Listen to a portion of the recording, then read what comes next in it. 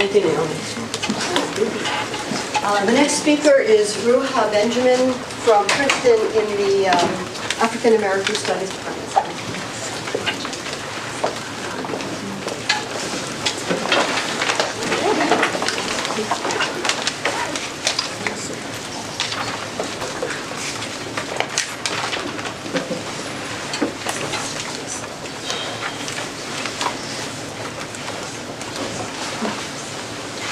Does anybody need paper, note cards, or pads for preparing questions? I think having the questions written was very helpful. So, any takers? Sorry, Ruha. No rush.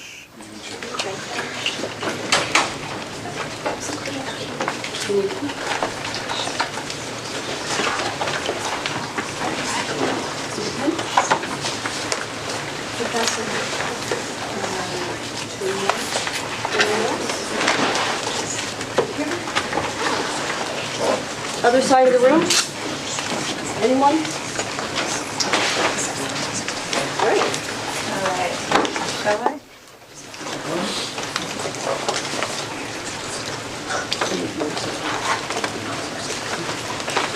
Ready to move. Okay. Hi, everyone. Good morning.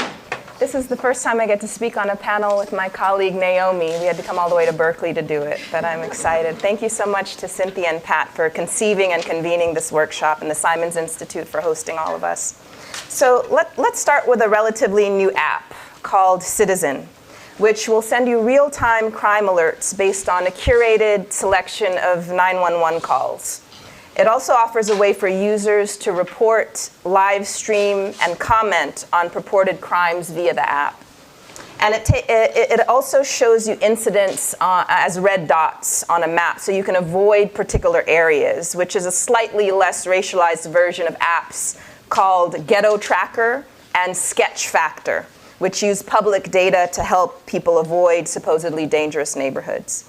So I'm sure some of you are thinking, what could possibly go wrong in the age of barbecue Beckys calling the police on black people cooking, walking, breathing out of place?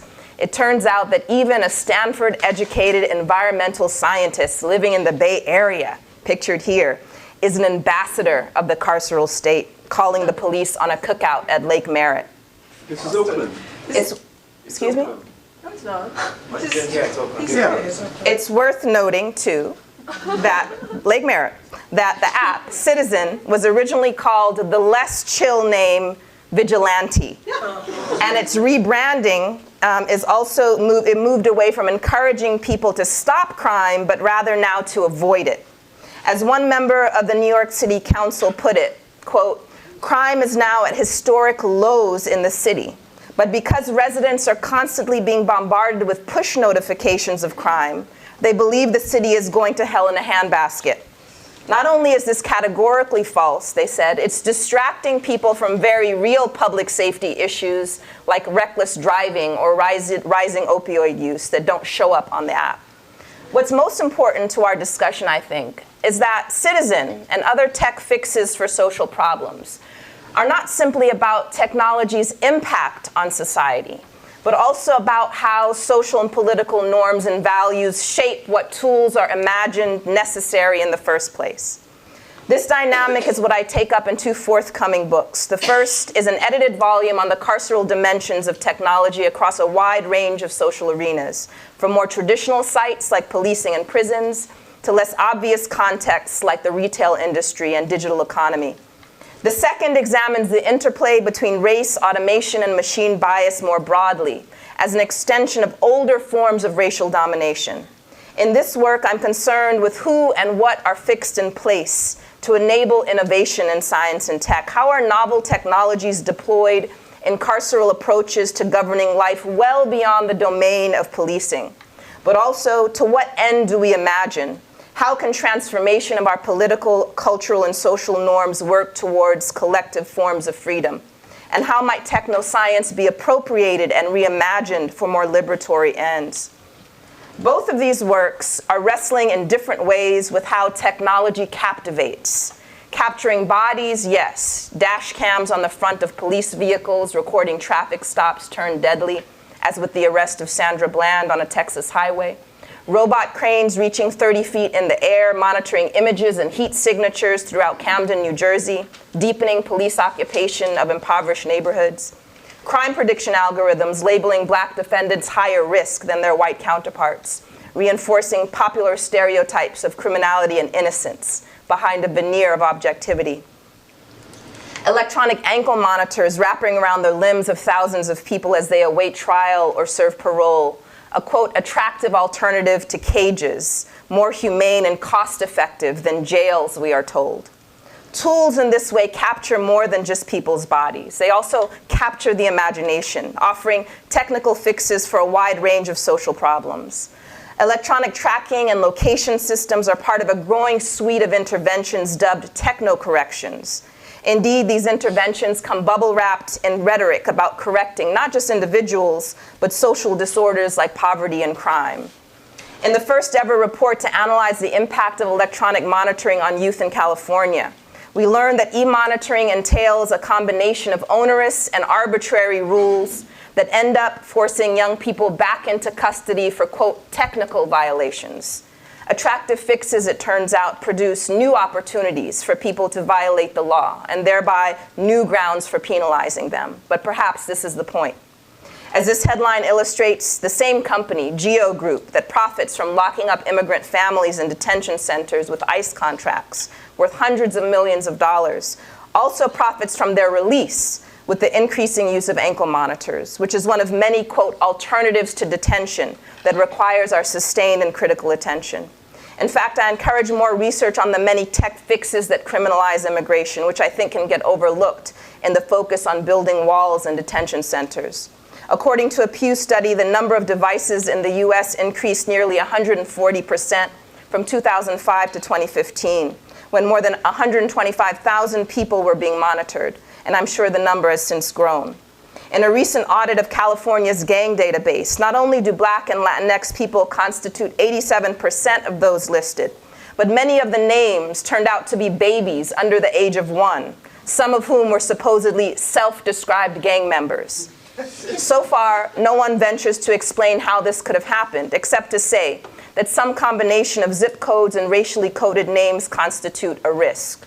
That is, prior regimes of racial segregation and classification facilitate tech-mediated social control, which we have to remember is not limited to obvious forms of incarceration and punishment, but entail what sociologist Carla Shedd writes as the carceral continuum that scales over prison walls into the everyday lives of those that are purportedly free, wrapping around hospitals, schools, banks, humanitarian organizations, shopping malls, and the digital service economy.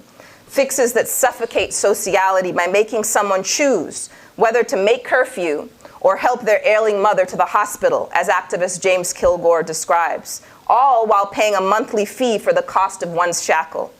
In this context, the distinction between those who are bound and unbound, inside and outside of the prison wall, does not serve us, because then we miss all the ways that carceral logics and tools penetrate everyday life.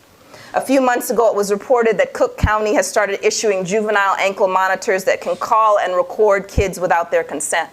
And as one Chicago 15-year-old who's currently being monitored put it, they give you all the tools to bury yourself. Here again, the nightmare of some is the fantasy of others. So how should we understand this duplicity of tech fixes, purported solutions that nevertheless reinforce and even deepen existing hierarchies?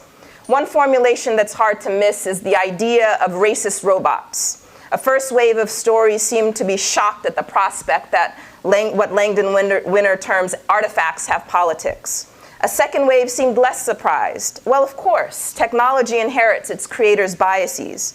And now I think we've entered a phase of attempts to override or address the default settings of racist robots, for better or worse.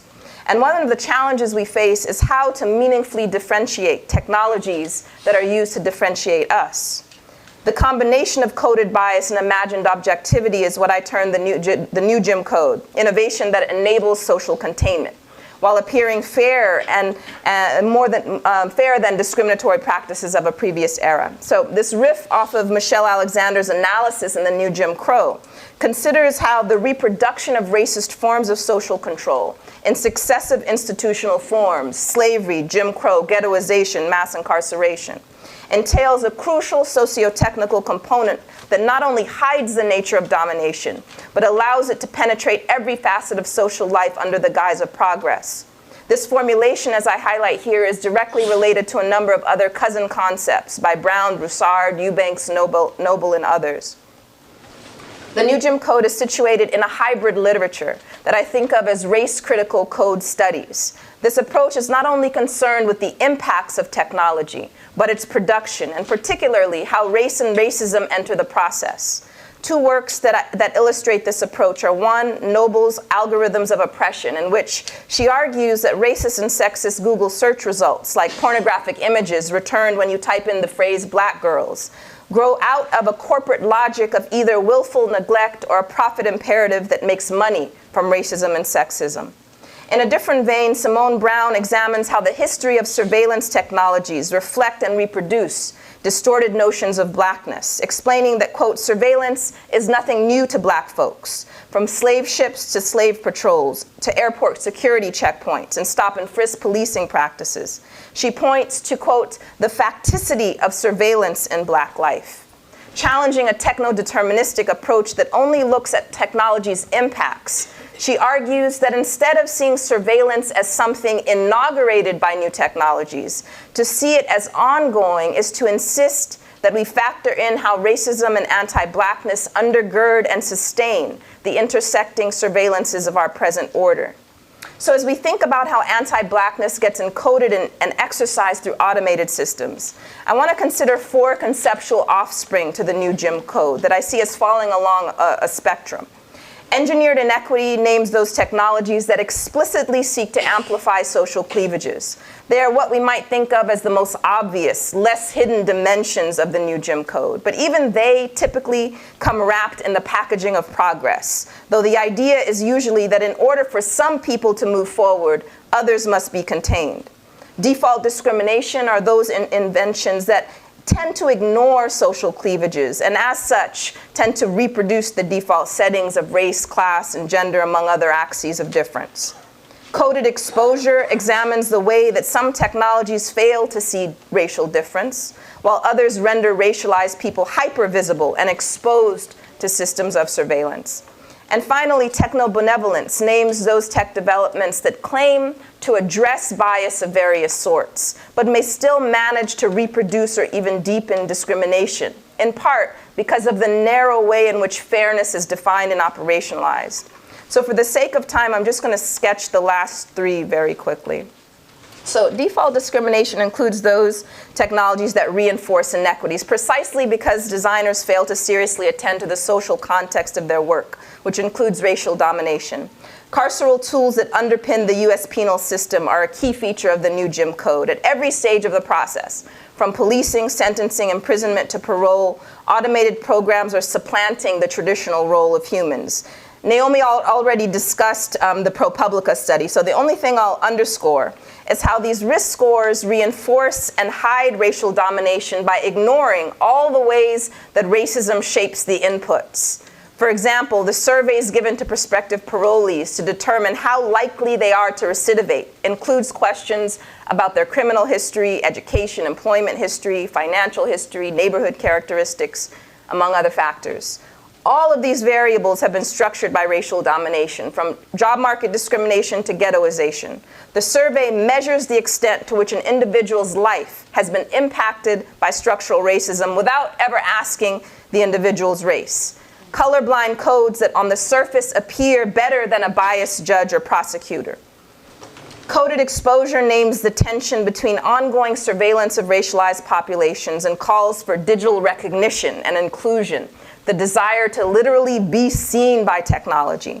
Linking historical precedents with contemporary techniques, different forms of exposure serve as a touchstone for considering how the act of viewing something or someone may put the object of vision at risk, a form of scopic vulnerability central to the experience of being racialized. What I'd underscore here is that it's not only the process of being out of sight, but also in the danger of being too centered that racialized groups are made vulnerable. In Alondra Nelson's term, a dialectic of neglect and surveillance is at work, so that being included is not simply a positive recognition, but can be a form of unwanted exposure, but not without creative resistance, as I'll come back to in just a moment. So if I had more time, I would show you a clip from Better Off Ted, in which there are all these censors that can't see black people. So some of you know this short-lived TV sitcom in which the writers parody the phenomenon of biased technology in this episode called Racial Sensitivity. In it, the corporation where the show takes place installs a new state-of-the-art system that's going to save money, they're told. But employees soon find there's a glitch in the system that keeps it from recognizing people with dark skin. So when the show's protagonist confronts his boss, suggesting the censors are racist, she insists otherwise. The company's position is that actually it's the opposite of racist, because it's not targeting black people, it's just ignoring them. And they insist that the worst people can call it is indifferent. In the meantime, they'd like to remind everyone to celebrate the fact that it does see Hispanics, Asians, Pacific Islanders, and Jews. The show brilliantly depicts how a superficial corporate diversity ethos, prioritization of efficiency over equity, and the default whiteness of tech development work together to ensure innovation produces containment. The fact that black employees are unable to use elevators, doors, water fountains, or turn the lights on is treated as a minor inconvenience in service to a greater good. Playing off of the political anxieties around reverse discrimination and affirmative action, the episode titled Racial Sensitivity, which is usually that charge brought against black people who call attention to racism, is a commentary on the company's insensitivity. The episode also manages to illustrate how indifference to blackness can be profitable until eventually the social costs become too high to maintain. Finally, some of the most interesting developments, I think, are those we can think of as techno-benevolence that aims to address bias in various ways. Take, for example, new AI-powered techniques for vetting job applicants. A company called HireView aims to, quote, reduce unconscious bias and promote diversity in the workplace by using an AI-powered system that analyzes recorded interviews of prospective employees.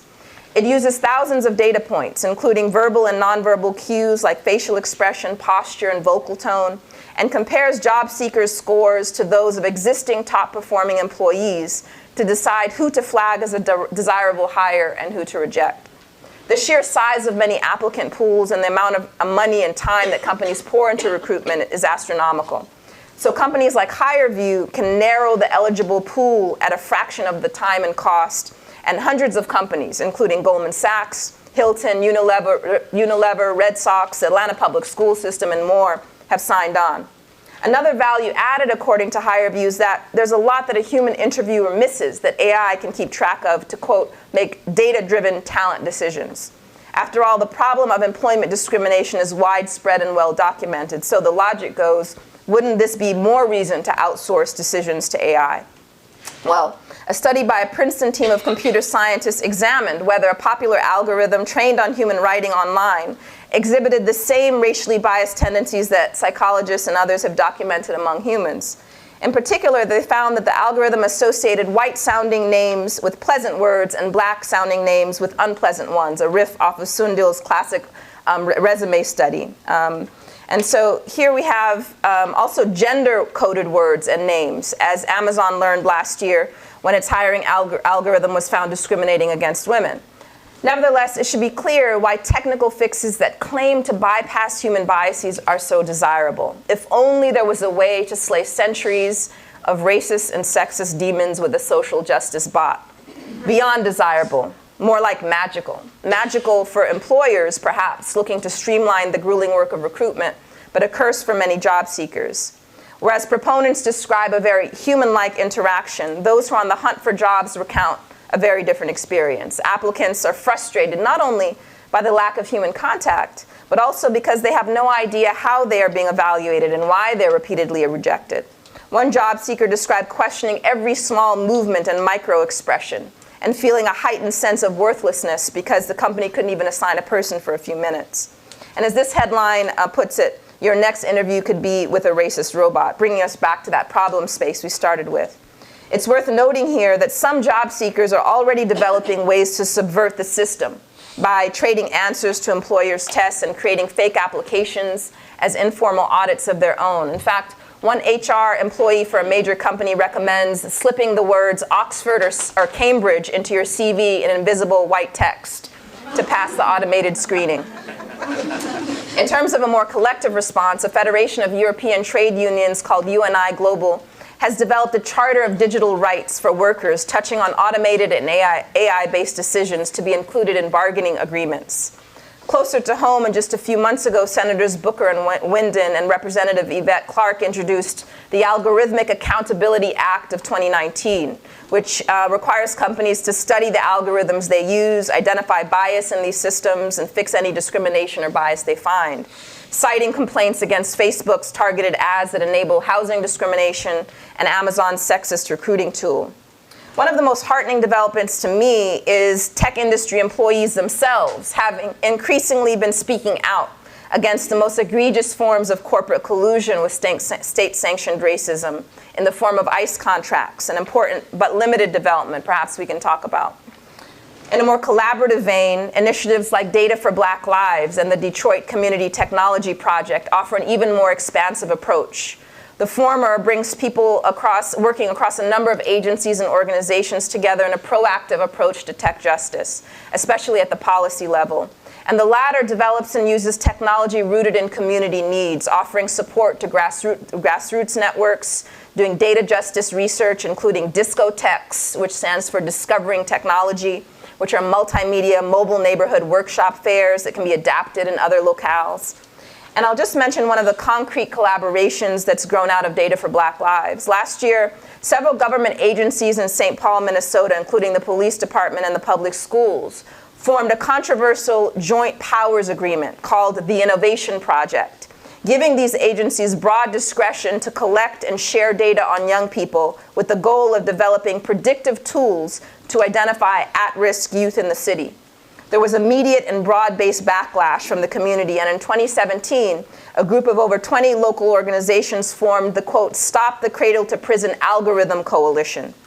Data for Black Lives has been providing various forms of support to this coalition, and eventually, the city of St. Paul dissolved the agreement in favor of what they call a community approach, which was a huge victory for activists and community members who'd been fighting these policies for over a year.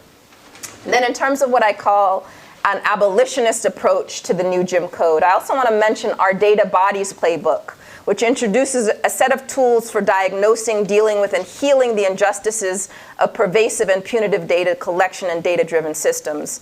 The playbook contains in-depth guidelines for facilitating workshops and group activities, plus tools, tip sheets, reflection pieces, and rich stories crafted from in-depth interviews with communities in Charlotte, Detroit, and Los Angeles, with the aim of engendering power, not paranoia, when it comes to technology.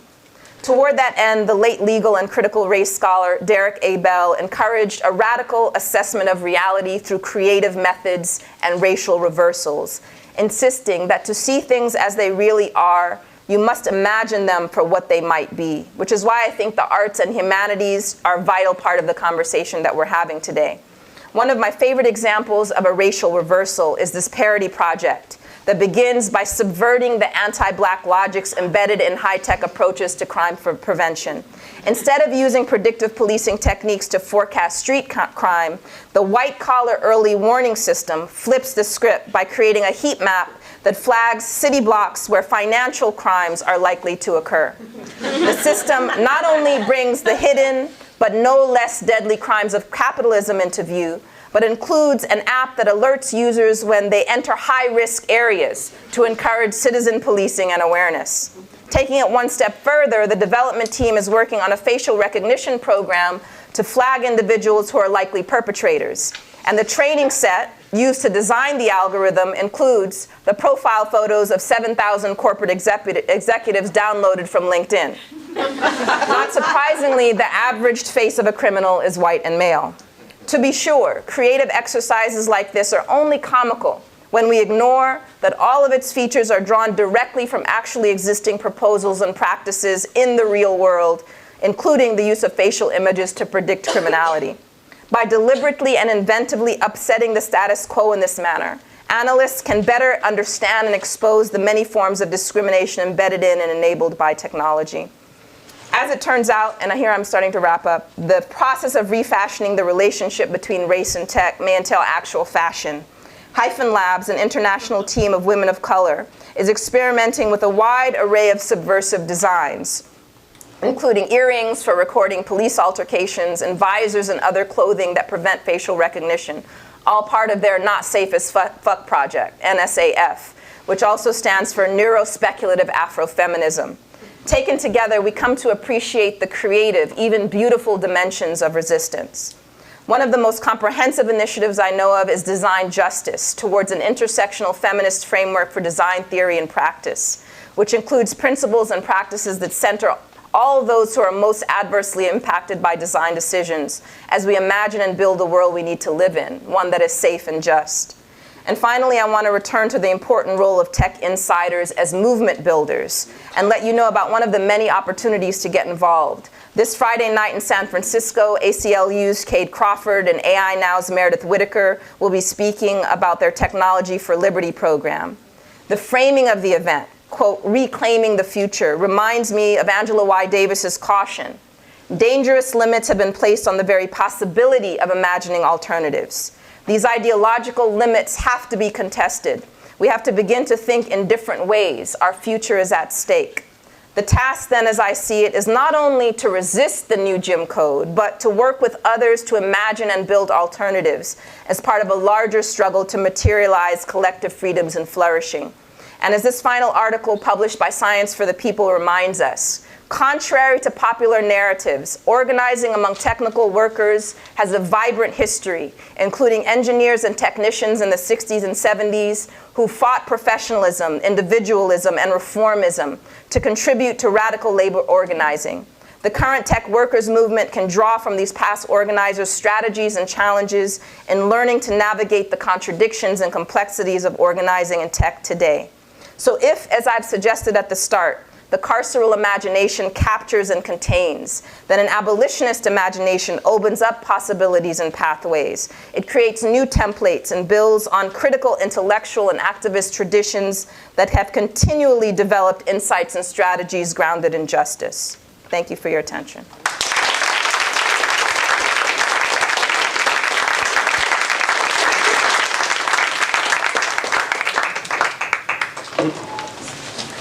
That's my provocation for when we get to the discussion.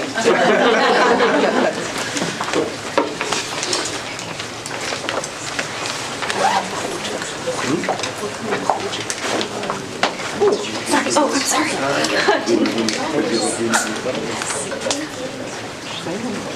Okay, and the last speaker of this panel is Sendhil Mullainathan, Computation and Behavioral Science from Chicago.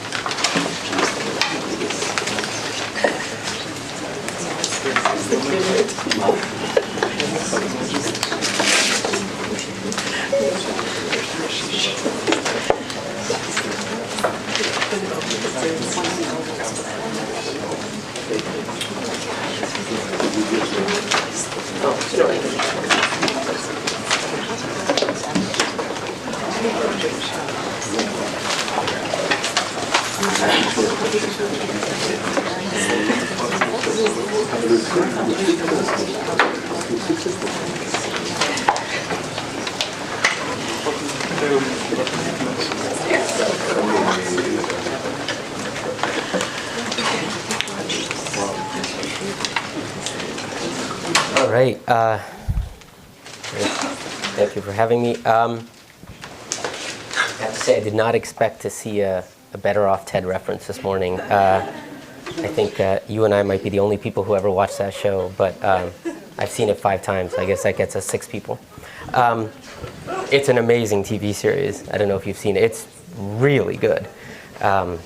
In fact, I'm almost certain that if I were just not to give my talk and just show that 5-minute YouTube clip, probably you all have better experience. But I'm not that generous. So Still do that later. We can still, yeah, we should. I have it queued up. I have it queued up.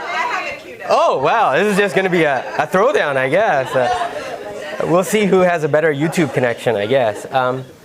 So let me just walk through a little bit. What I thought I'd do is kind of come at it almost narratively.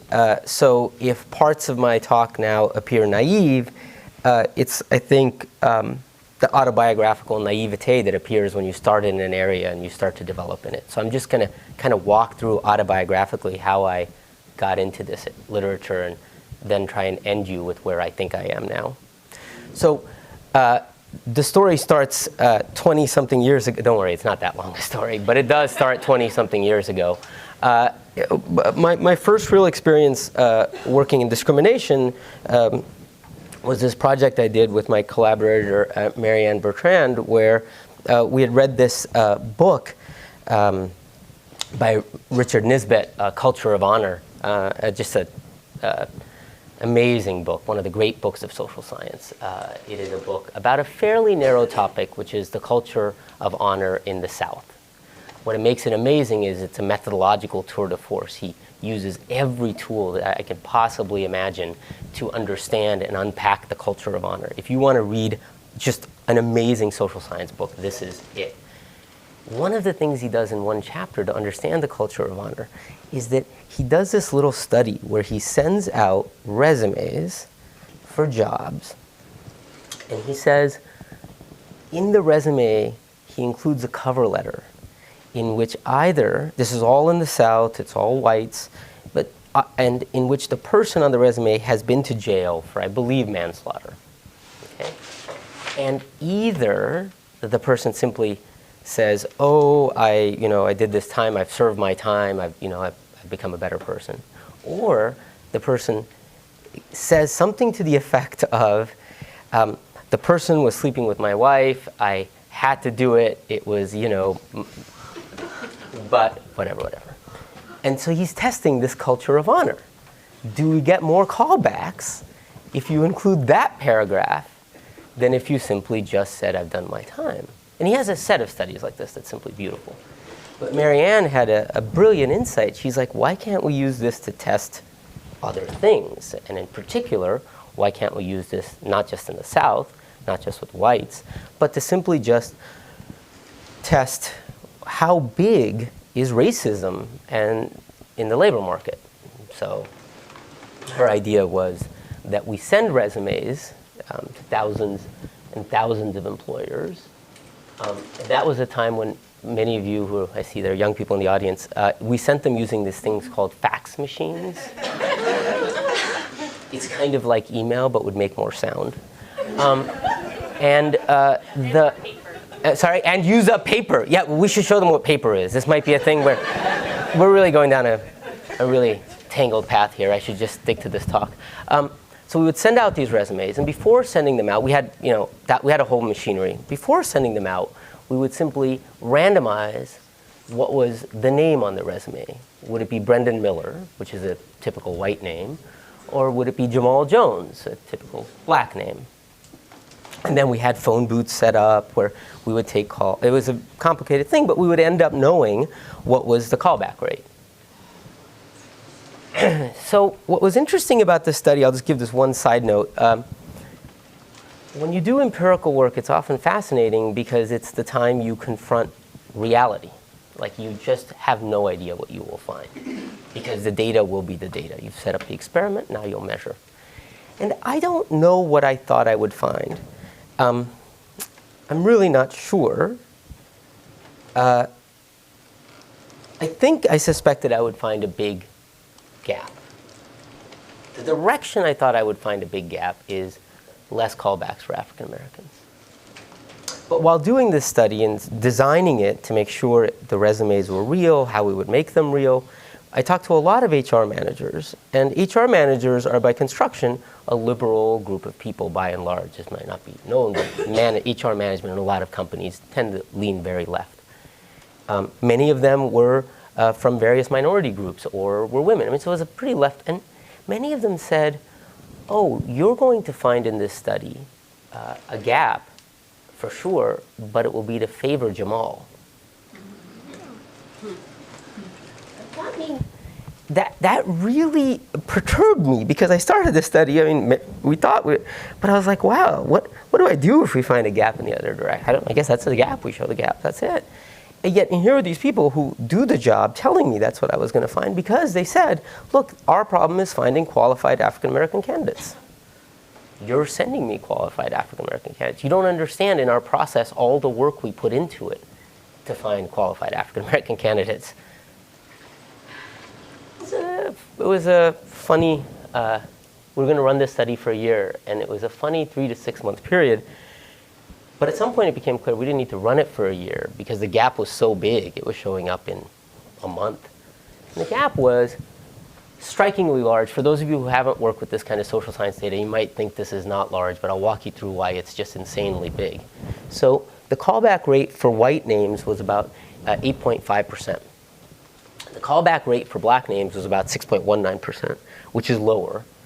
And one way you can think about it is, oh wait, that's just 2.3 something percentage points. But in fact, the way you should think about it is, if a white person and an African American or a black person was sending out resumes at the same rate, they'd just gotten unemployed, this gap divided tells you how much longer their unemployment spell will be.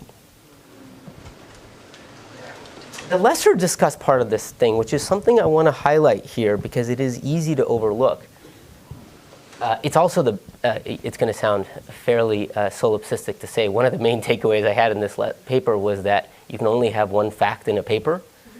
People always remember this fact, but they don't remember what I thought of as the crucial fact. For some reason, no one takes that away. I don't know why, but there it is, which is we also did a design where we sent out low-quality resumes and high-quality resumes.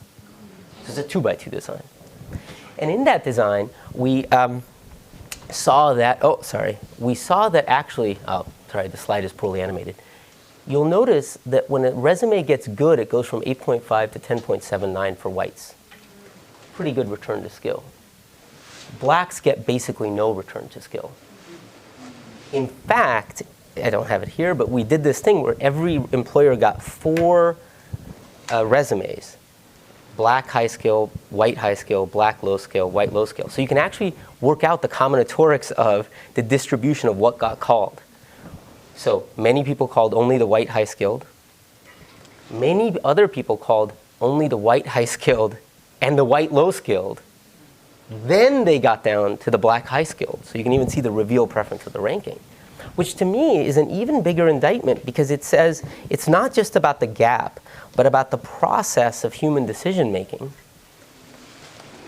to somehow dismiss not just the resume, but the skill in the resume. A beautiful study came out about 3 years, I guess time flies, about 4 years ago, I think now, in the American Economic Review, which actually redid something like this study, but they actually sent out the resumes and people would come to the website to read the resume, and they did tracking. And what they found was when there was a white name, people would scroll further down. But when there was a black name, they wouldn't even scroll down. So the process involves not seeing the higher skill, which kind of backs Can I ask this. something? Yeah. What do you think would happen if instead of names, you would put pictures? Yeah, so people have done that. Yeah, so this study was crude in some ways because... I bet it would change. Unfortunately not. No? Yeah, unfortunately it's not been the case that people who have tried other stimuli have actually found. It is something we have to confront, which is I think the HR managers, after this study came out, they were genuinely perplexed. They had a process that they were sure was seeking out these candidates in good faith. At least that set of people who I talked to, perhaps naively, I felt that they're acting in good faith. Clarification, they were the same people who were making the decisions? I can't say they were not in this study, but given that we randomly sampled, firms, they were like the firms in this study. Maybe there was a difference, but yes, in effect, that's the assumption I'm operating under. So it was HR and not the managers and somewhere else in the company? Yeah. Okay. Does that get? I mean, You're saying even when there were pictures, so they could explicitly realize what they were doing, they were still having this kind of... yeah. Well, explicitly is funny. You're reading through 400 resumes really fast.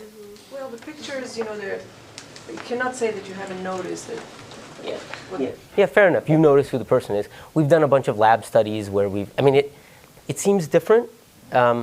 People have done it in countries where pictures are standard par for the course, and you're looking at groups that are not that, and you find the same effects. It's been pretty striking. It's very hard to do here because it's hard to send pictures for this category of job. It's just not standard par for the course. But if I were to look at, now many people have done these studies, if I were to look across it, initially when we first did it, one key question was, is the name stimuli key? And having seen all of it, no one's really found name stimuli to be that central to this activity. Though in this context, I'm not up to date on the literature. I can show you one other study which I was going to. Yeah. I know you mentioned that because HR is female and left and diverse, that it's surprising to see this. I think it's probably worth mentioning that studies that have tried to delineate this based on gender, women are worse at being generous to high qualified women in certain similar studies done on women and men. So it's not enough to say like. But not when they're called out. So, right. So, but in other words, if you point it out, I think they're willing to correct. So that's why I'm saying that the pictures would be obviously called. Yeah. And everyone was willing. Two more questions. Two more questions, I'll keep going. Yeah, I'm sorry. Yeah, I haven't even gotten to what I was going to. Did you? Yeah, and then I can. Yeah. Well, Deborah Pager has review articles on all kinds of audit studies done not only around employment, but also around housing, other kinds of institutional measures, and pictures actually make things worse, not better, and that's also part of the premise of the implicit association test, how people respond to pictures versus names. So I would highly recommend, because Deborah did some of these early studies as well, doing the sending out the resumes and the comparisons. She passed away this past year, but I would recommend looking up any of it, because she's done the systematic review of the literature to see what's actually happened, and again, discrimination in relation, and also with the tests around criminality and all the rest being put in the resume, but in relation to housing and also employment and other institutional settings as well. Yeah, I think Deva's study also involved, these are resumes. Deva also, her primary method involved having people go for interviews. So there's a later stage. Resumes, it's both. Yeah, but I'm saying, but there's a later stage in which there is, in fact, interview type audits, which then also get you further into the process.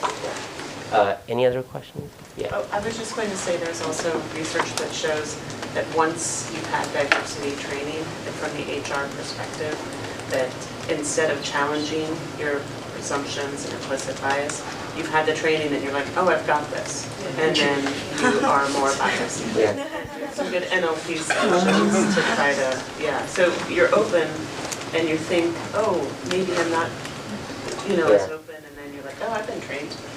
Yeah. Okay, so what I took away from this experience was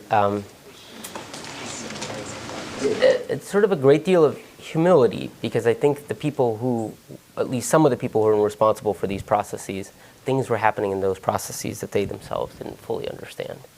And I think that that is a common theme in most of the work that I have done. Social systems are just incredibly complicated, and we can imagine we understand them, and we can imagine that we say, oh, I know what is happening, but it's just, there's not a study I've done where I'm not just super surprised. I will say that there's many audits like this done in many contexts, and I'll just conclude this bit by saying, just so you can see how extreme this is, there's sort of been hundreds of studies like this. David's review article is good. Betsy Levy-Palak and Marianne have another review article on field experiments in discrimination in the last year or two. But this is an example of where you can see how pernicious it is. This is people who are selling iPods on eBay. And so in this study, the authors basically simply just sold a bunch of iPods on eBay. And in one condition, they had white hands holding the iPod. I mean, the usernames are meaningless, but the hands are clear. In another condition, they had black hands holding the iPod. And in another condition, they had white hands with tattoos for reasons that still seem a bit mysterious to me. But nevertheless, that was the design. And what you find is that with the white hands, the sales rate is around 3.8%. With the black hand, with the white hands don't get tattoos, about 3%, but huge drop with black hands. It's quite striking. So there are just quite an endless supply of these studies at this point, where the method is to probe the social system with human decision makers on a variety of fronts, sort of probe it almost as non-invasively as possible, and to try and characterize its bias. From which I would take away that human bias, whatever its genesis, I think one hypothesis that's been floated that's become popular, and people use the phrase implicit bias, is that these are implicit biases, and that's a very distinct, likely possible. But as I said, if we approach it with the humility, I would say the fact we know is huge amounts of bias in the system at almost every stage, and most audits have tended. The exception, and the interesting exception, are audits that tend not to find bias, and those get published as well, and we can talk about them, and they're kind of noteworthy for what they are. So that's phase one. Phase two, about 6 years ago, a few of my co-authors, notably Jens Ludwig, raised and brought up, he works a lot in crime, he said, look, each year there are about 12 million arrests in the US. Right after arrest, there is a big decision. The big decision is, would the person spend the time between arrest and trial in jail, or would they spend it at home? This is an incredibly consequential decision. One way to understand its consequence is to understand the scale of impact. There are approximately 750,000 people in jail in the United States. So, and a distinction I had not appreciated is the difference between the word jail and the word prison. So the vast majority of people in jail are people waiting for trial. You're sent to prison largely when you've been convicted. Largely you sit in jail when you're waiting. So that means about a third of the incarcerated population in the United States, these are rough numbers, are people, so at any point in time, if you said, here's an incarcerated person, it's a person who's simply waiting. They have not been found guilty of anything. They're simply just in sort of a holding pen, so to speak. That person is going to be there, actually, for a long time. In most jurisdictions, the average length of stay in that holding pen is 2 to 3 months. There are many jurisdictions where the average stay is 9 to 12 months. As a result, for many crimes, that's why the sentence is time served, even if you are found guilty, because people are simply waiting there. The consequentialness of this decision, I just want to, without passing judgment, I just want to point out how I think most, let's say, judges would argue how they view the trade-off, okay? So the trade-off is, hey, if a person comes in and I let them go home and they commit a crime, like that's on me. I've like now actually had a person in there. They've committed a crime all the time. Conversely, if the judge keeps them in jail, think of the enormous consequences for that person and their family and their future. Your job is gone.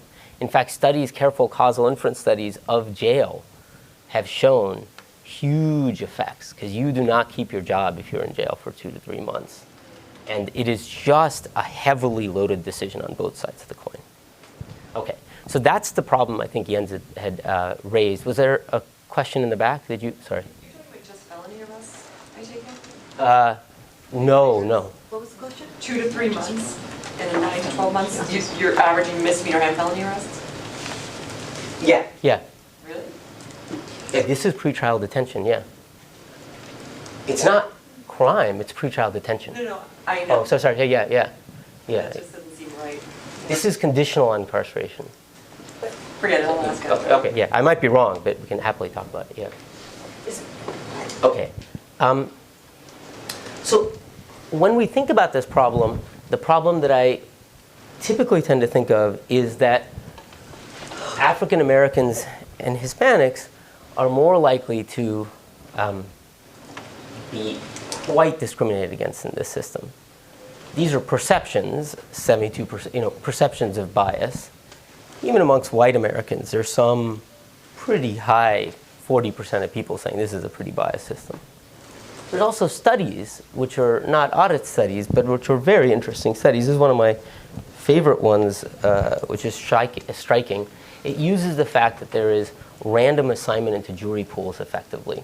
So it's like who happens to be in the pool at that moment determines who's in your. As a result, in certain jurisdictions, you can get almost by random whether your jury has a black person in it or not.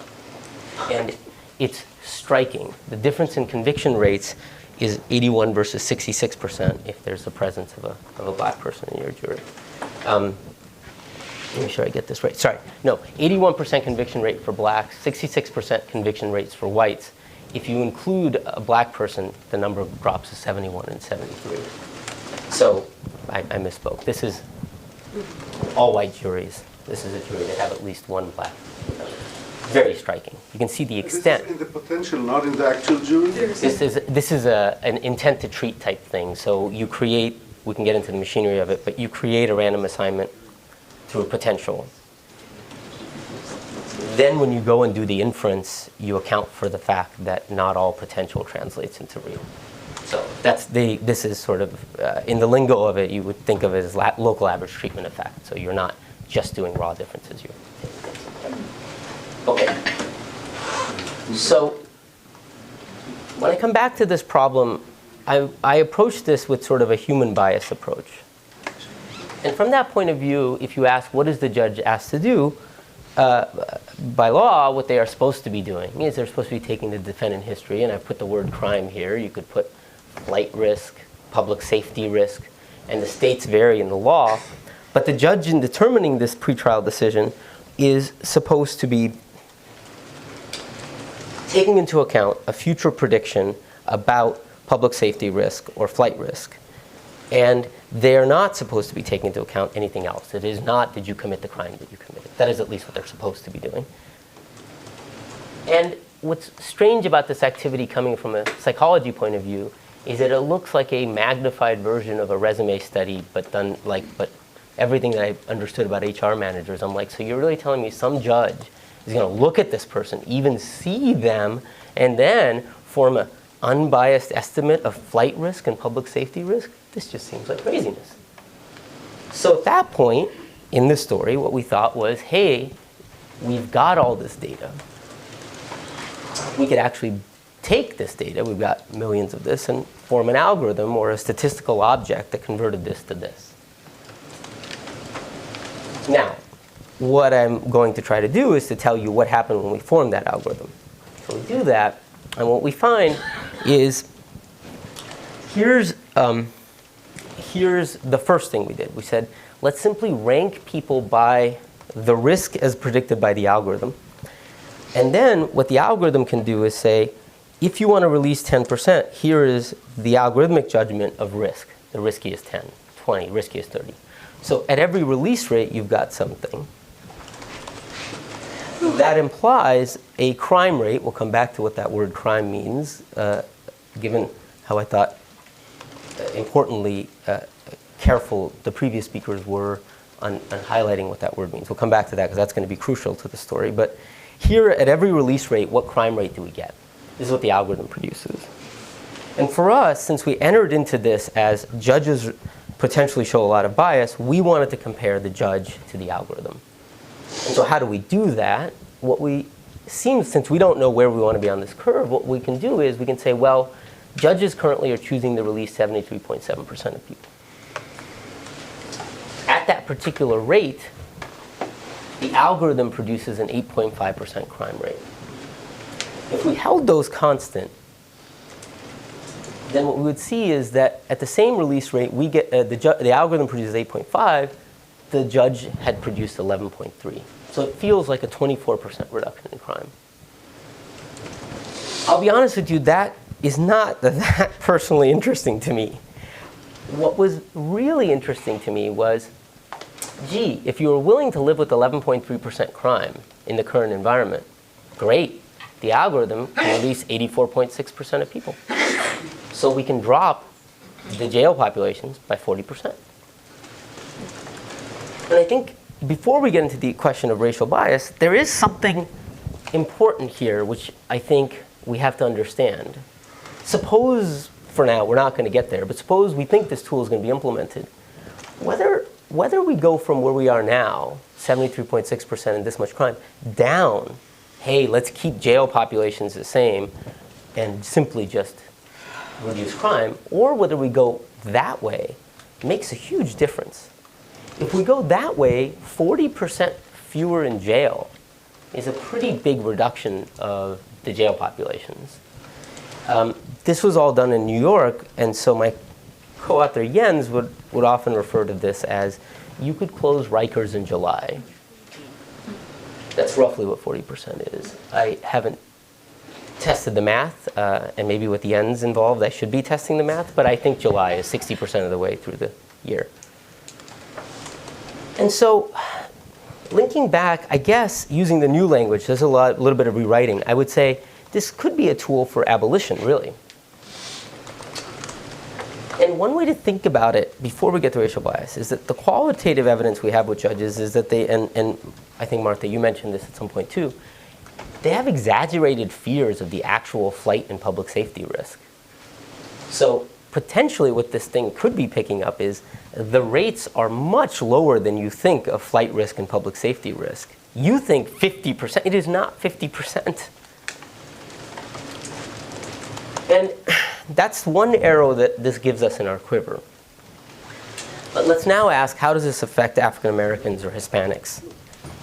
So the first observation I want to make is that I had approached this problem, I think at that time, very differently than it turned out the literature had approached it. The first thing that I thought was not through the lens of the relative bias of the algorithm, but through the absolute disparate impact of reducing jail populations as the first order thing we should look at.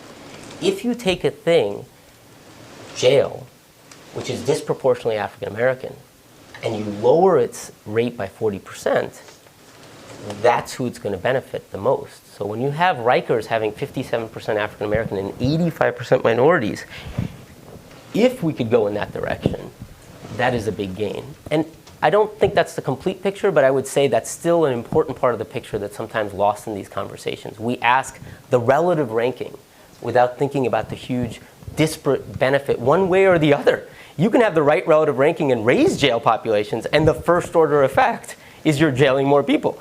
You can have, slight things off in the relative, and so it's just, this effect is really, I think, a first order. If you do the quantitative calculation, but having said that, I think we should move to the relative, so I'll do that. So disparate benefit of reductions in jail populations. So the absolute benefits can be lost. I really don't want to lose them in the relative questions, and both should at least be discussed. The second thing I wanted to get to is, does this algorithm target African Americans? Not really. I think when people look at this, I just was so miscalibrated. The first time I presented this, everyone's intuition was, this algorithm would target African Americans, and mine was not. Sorry? Which algorithm are you talking about? The one we built, yeah. And I understood why my intuition was so different from everyone else's. My intuition, in fact, for example, the algorithm doesn't reconstruct race. The reason my intuition was that, why would we think it does? I had come in thinking the average African American in jail was less criminogenic than the average white in jail. So if anything, it should be reconstructing it to let them out. There's an arbitrage opportunity created by human bias. And that arbitrage opportunity is that whatever you decide about the underlying variable, even if we dislike the crime variable, the extra bias added by judges in their decision making means that even by the original flawed measure, the average black is better in that measure than the average white. That's the bias term. So in fact, that's a second lesson I'd kind of point. Now, it does find it, so we can kind of talk a little bit about to the extent which it gets it a little bit and where does it get it from. So the relative impacts, actually, when we went to look at them, are fairly minor. So there's a 31% black detention rate for judge. There's roughly a 32%. You can kind of get it to go both ways. The final lesson we had from working on this project was what fools we were. We actually didn't tell the algorithm we cared about this. We simply just optimized one objective function. So we should have built an algorithm that says we're not going to just look at total crime rate or incarceration rate. We care about both variables. When you do that, what you actually find is you can get a 27% detention rate for blacks and the exact same crime drop. So you can dramatically drop and end up with much lower detention rates while still getting the same crime gains. And this is just by way of saying, this is a mathematical point I'm going to make now, but it's an important mathematical point.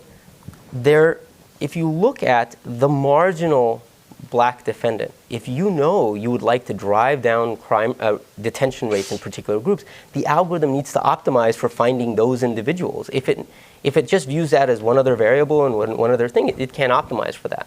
But when you optimize, you actually find a huge terrain, as you would expect from human bias, of low risk, even by this faulty measure, African Americans that you could just release. And you say, if that's what you care about, here's the predicted risk. Now, let me close this, and I'll end now by saying, can we trust our outcome? After all, crime is determined by the same human biases that we fear. It's worth noting that similar effects appear for failure to appear rather than rearrest, which we can think about what that means. It's also worth noting, though, that there are bigger effects for murder, rape, and robbery. That is, bigger gains for murder, rape, and robbery. And that's notable for me because the literature on bias in policing starts to become very complicated and murky when we get to crimes like murder, rape, and robbery.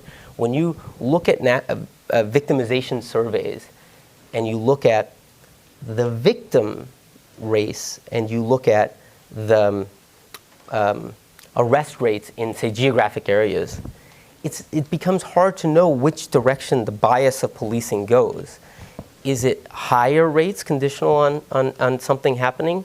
Or is it in fact lower rates because these areas are over-policed but also under-policed? It's as if a lot of crimes in these areas are largely ignored by the police. So I don't know what to make for how well we can trust our outcome. Having said that, I kind of would conclude the whole thing by saying, whatever you think of the crime thing, even if you don't trust in it, if you think the other side of the conversation does, you have a quiver in your arrow to say, look, we can keep your crime rate the same way you want and drop your jailing rate by this much. So that's one small positive thing I've taken away from this. So now let me close by saying, how do I compare this to what both previous speakers talked about with what is clearly a crappy algorithm, the ProPublica algorithm? Why is anything we've done different from what they've done? I think there's a salient difference. I don't think it has anything to do with our technical skills. I think it has to do with, I have no idea what Compass does and no one does. Likely not even the makers of Compass. Why do I say that? Because there's a fundamental evaluation problem I've sort of kind of gone over. And Alex has worked a lot on this problem, which is how are we to know how the algorithm does on the jailed population? Like, unless you do a lot of work, we don't have data on those who are jailed. So you can do work, but I seriously doubt the people at Compass have. We don't know what was the objective being maximized by the Compass makers. If you said to me, what was the data used? Profit. Yeah, as an economist, I should say profit. Having worked with enough medium-sized firms, I'm not really sure what they're doing. But yes, I'll try to keep my economist visa and say profit. What was the data used? Was there a holdout set? Put aside everything about algorithmic bias. Can anyone even say with any confidence, for the narrow objective of predicting rearrest, does Compass do better than random?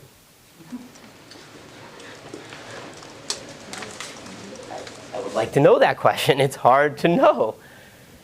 So to me, the challenge is that algorithms can be used. Yeah. Quick question.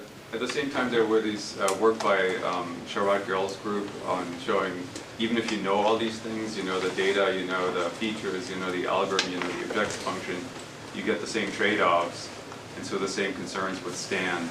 So let's compare, well, how would you compare your thing to a scenario where you know all these things, but the same trade-off between false positive and... Well, so the algorithm we constructed, we know all these things. Right, but... And so we're... I'm saying you could compare also your thing to, let's say, Sharad's work, where you have the answer to all these questions.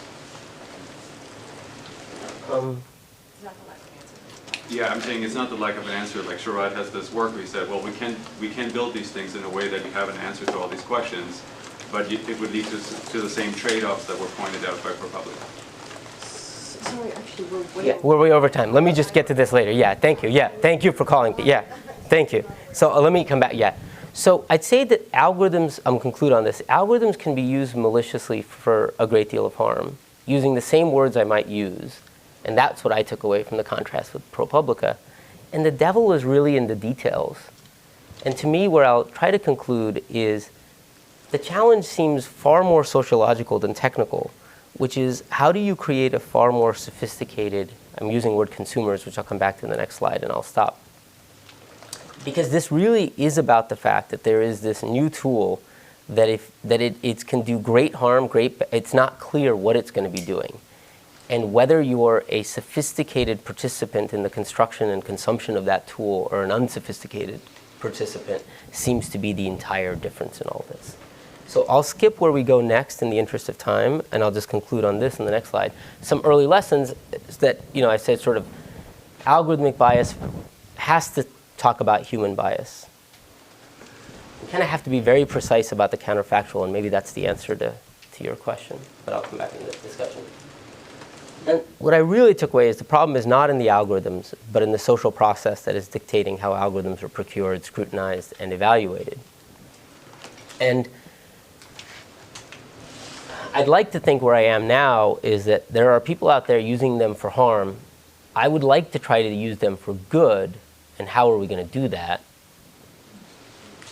And I think the way I'm currently thinking about it is, to do that, we have to do a lot more piloting and measuring and judging of whether the thing is working, but all of that has to be done in public. And that seems to me the most useful thing I've gotten out of interacting with this literature is just everyone can stress test every assumption and go to that. So, okay, I'll stop there. Sorry for running over time. Thank you.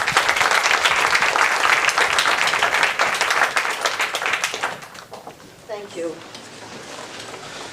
Okay, so we'll have our panel discussion now. If you want to, I'm right?